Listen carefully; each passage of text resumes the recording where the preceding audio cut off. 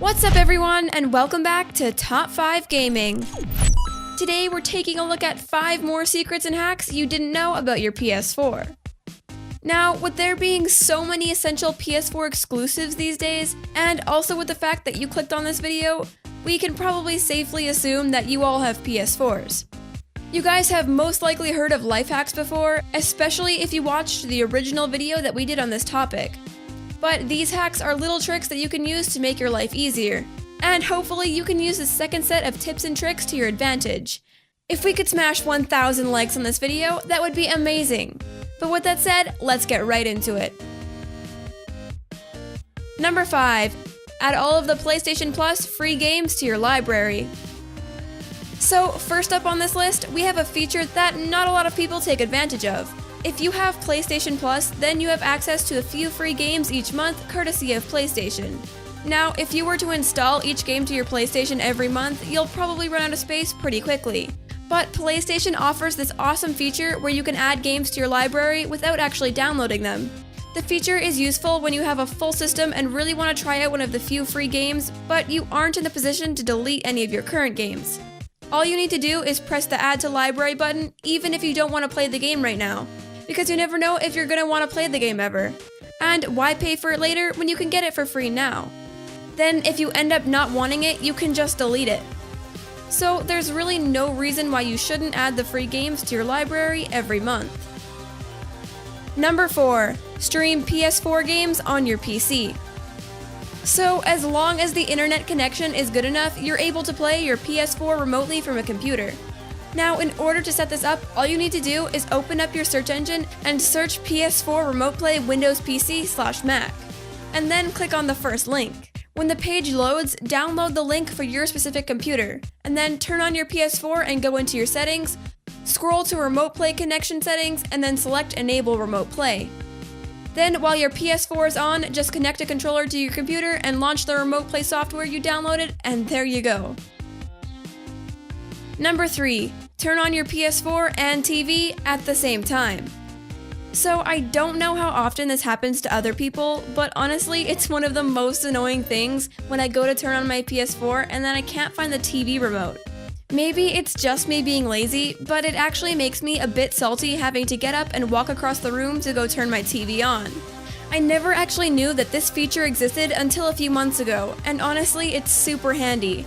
In order to do this, all you have to do is go into your settings and scroll down to System and then hit Enable HDMI Link.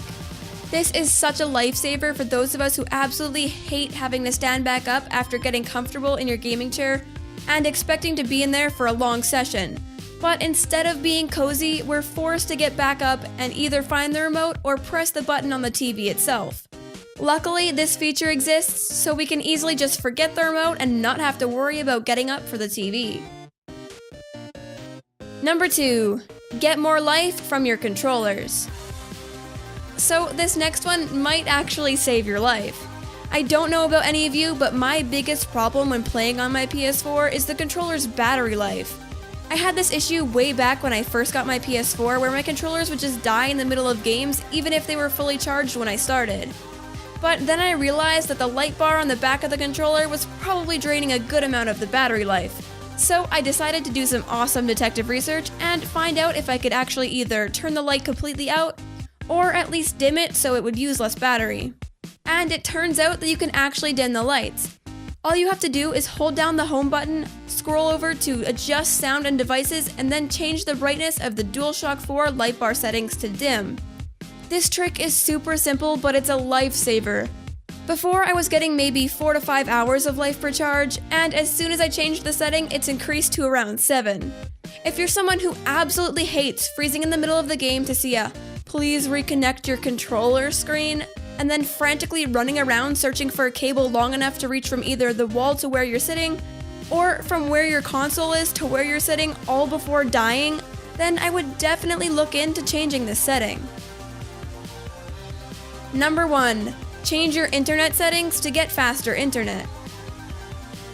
So this last one I didn't actually know about until recently, but it can honestly be a huge lifesaver if you suffer from bad internet. So if you're stuck gaming using bad Wi-Fi or even with a bad wired connection and you're still experiencing issues, you might want to try this one out.